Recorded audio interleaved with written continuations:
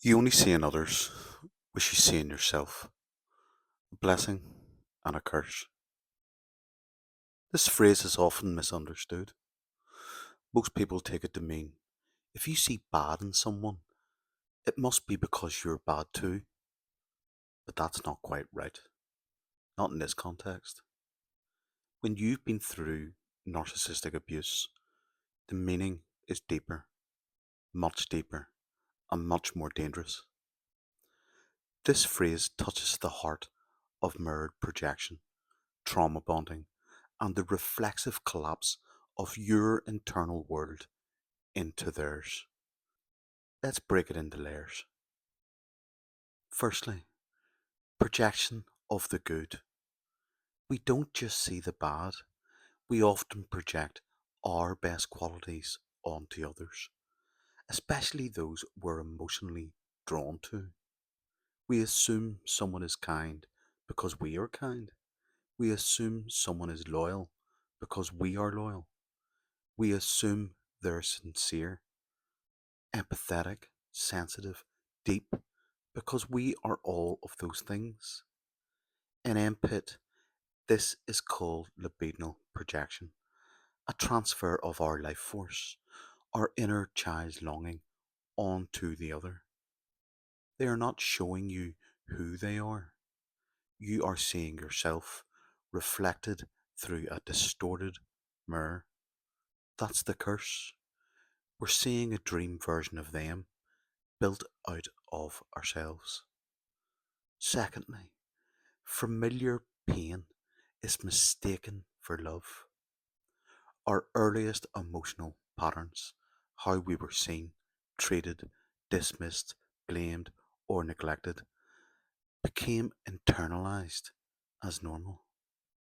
So when the narcissist triggered these same dynamics, blame, withdrawal, punishment, ghosting, shaming, performative based affection, it doesn't feel abusive at first. It feels familiar. And familiar often gets read by the nervous system as safe. That's the second layer of the curse. We see the familiar in them and think it's compatibility. Thirdly, false self protector sees a match. In MPIT terms, your false self protector, the part of you built in childhood to survive painful attachment, sees a mirrored structure in the narcissist. Your survival mode sees their performance mode. Your compliance sees their control. Your sensitivity sees their cold empathy. Fit like puzzles because the shape of your injuries fit the shape of their demands. So again, you don't see them. You see yourself trying to survive wrapped around them. The fourth, reflexivity in collapse. When the relationship ends, it gets worse. You begin to think, did I cause this?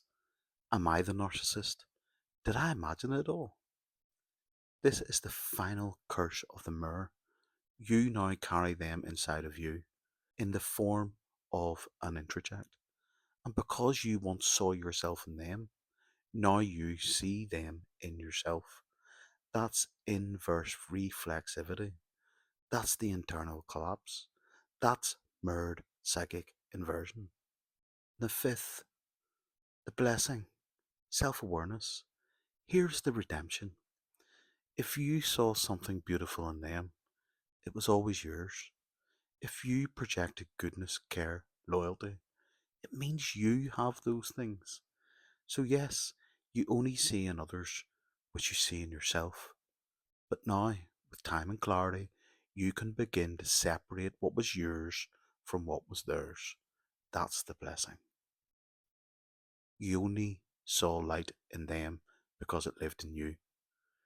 You loved them because you knew how to love, not because they knew how to be loved. Familiar pain is not love, it's just familiar. They weren't who you saw you were. You weren't deluded, you were reflecting, and the gift is this: the love was real, that was just coming from you. Peace out. Loads of love.